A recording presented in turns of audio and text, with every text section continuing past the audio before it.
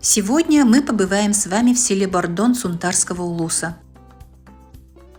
Здесь живет приемная семья Индеевых.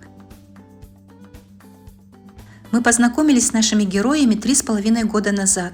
Тогда Екатерина Николаевна воспитывала 2 приемных детей – 12-летнего Сашу и 11-летнюю Арину. А в прошлом году в семье Индеевых появились братья – 9-летний Аман и 6-летний Аян. Bu oğlatlar beyleri, mamaları var. Hangi yılga mamaların diyet morostan köddöspüt ettiler. Mama bütün körühünlerden. Onu ağam baramını da bahayın abişaydan baram mama bütün körüstübüt. Mamalar otaca ılattığın diyektir, otaca ılattır bollanan ılattır. Öse mamalara kelbit yermin migin töte kaz ediyen, mama diyen deyip bin olaq. Бихик мамалах битен отоде хоктер биттере иннегенен бит настоящая мама бит итер мама битен хондук аттырлар онон чахин өйдө хебит олок ырахан болбата бээлер өйдүллөр ахар өйдүрө голор чепчекитик келбиттер манна Аннан чепшеке хосты өйдө сөппөт оғлор бұтын кыттатын убай эжейден отожа оннан кырыла хеджаллар. Эжейдерин кытта парка бараллар, хотору хыntır келиеллер, оскола бараккан келеллер, жаонну хеджаллар. Екатерина Николаевна окружила мальчиков любовью и заботой. Она приобщает их к родной культуре, помогает Аману в учебе, старается дать им с Аяном все необходимое. А вот дома расскажи, как тебе живется? Вот что вы здесь любите делать все вместе в семье? Лего играть, рисовать. Нормально мне живешь с братом. Мы хорошо играем. Еще урок я делаю, читаю книжки. 16-летний приемный сын Александр рассказал нам, чему учит Амана и Аяна. Я их учу к якутскому языку, как разговаривать и как правильно общаться с людьми, и как играть с другими детьми. И читать книжки, цифры, буквы. А то, они плохо говорят по-якутскому, а только говорят, говорят и разговаривают по-русскому. С 15-летней приемной дочерью Ариной мы встретились в школе. В свободное время она уделяет общению с мальчиками. Хорошо учиться еще, там посуду, полы убирать, дома убираться, еще там что. Все. Любят прогулку. Да, гулять. Любим. Парк. Да, в парке гуляем, тут гуляем. Играем в футбол. Арина учится в 9 классе, Саша в 10. Они много времени уделяют учебе, стараются успешно готовиться к экзаменам. Мы еще и биттенутан агебитен настыбыт, улахан жа учуталлар оğlar kömelerinden de ageni tuttaran attestatulan üyürü kötüyü kınattanan oları bıt.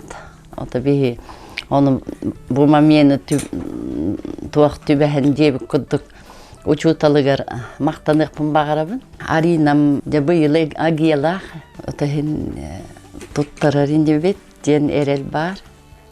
İndi gınan oskolattan arakbat holota hoğak.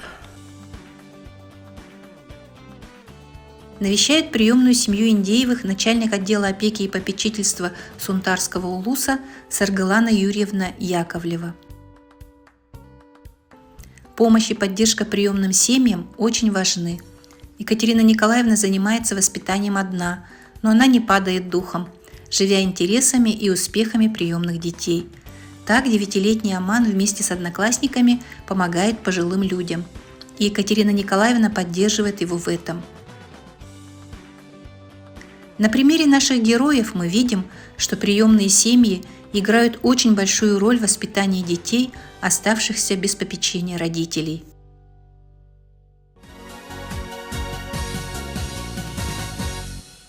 Сегодня мы поговорим о буллинге.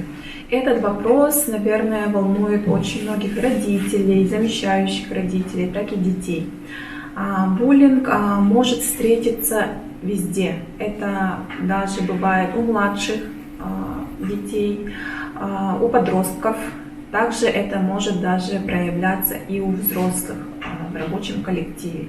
Если говорить о школе, то этот буллинг характеризуется тем, что это повторяется, неравенство сил между тем, кто буллит, и тем, кого буллит. Да?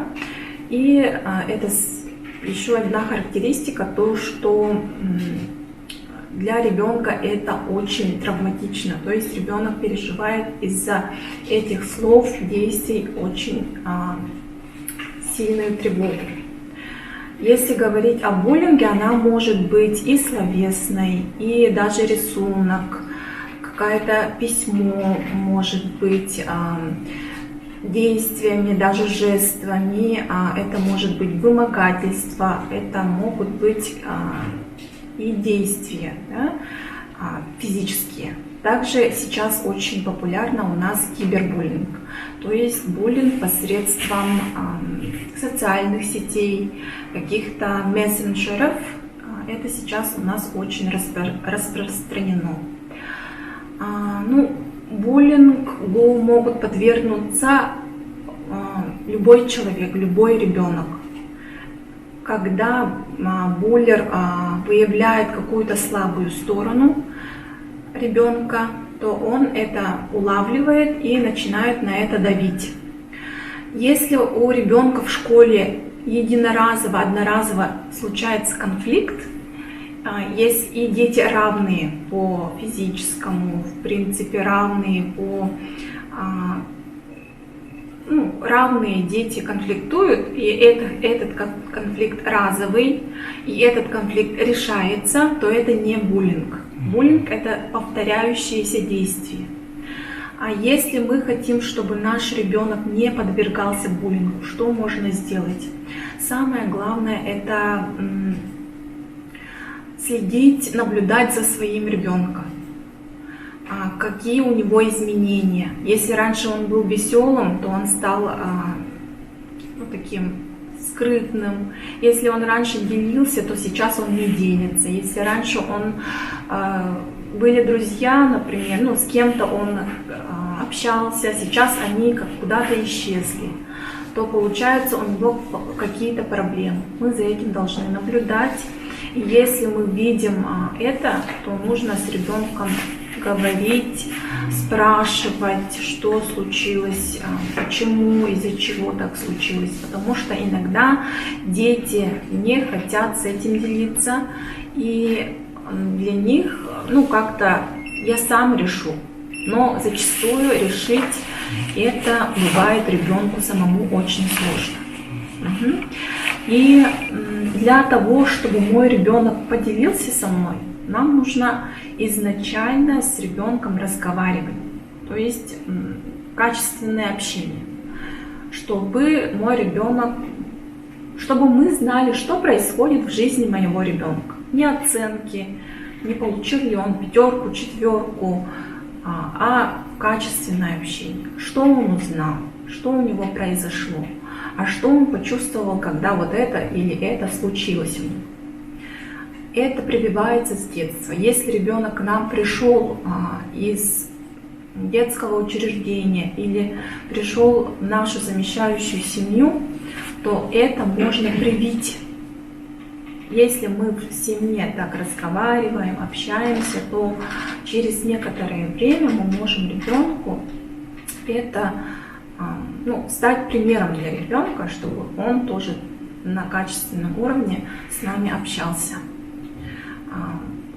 Главное, чтобы ребенок к нам обратился, если у него есть какие-либо проблемы. А это зависит зачастую от родителей. Если вы узнали, что у ребенка сложности в классе, какой-то буллинг у него, то необходимо все равно обращаться, разбираться с классным руководителем, со школьным психологом, узнать причину, что происходит, неоднократно ли, многоразово ли. Это происходит только с моим ребенком или это систематически совсем, много детей к этому подвергается, да? Нужно все равно работать вместе со школьным коллективом.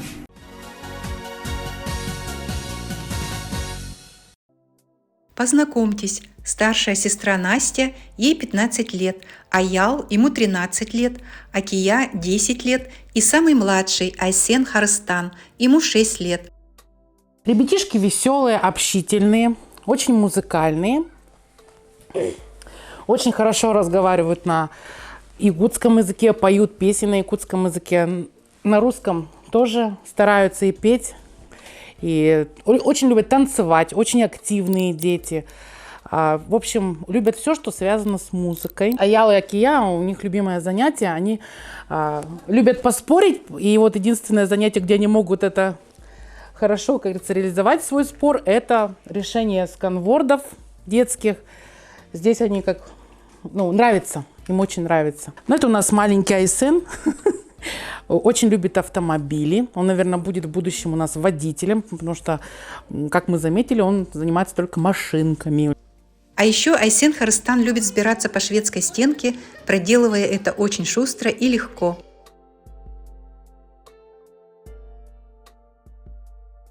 Аял и Акия тоже с удовольствием занимаются в спортивном зале. Настя любит петь, и в ее репертуаре много песен на якутском языке.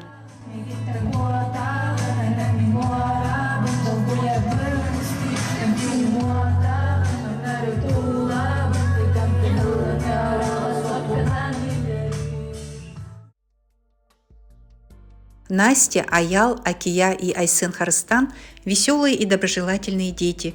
У них много интересов – рисование, разгадывание кроссвордов, чтение книг. Очень хочется, чтобы Настя, Аял, Акия и Айсен Харыстан обрели семью.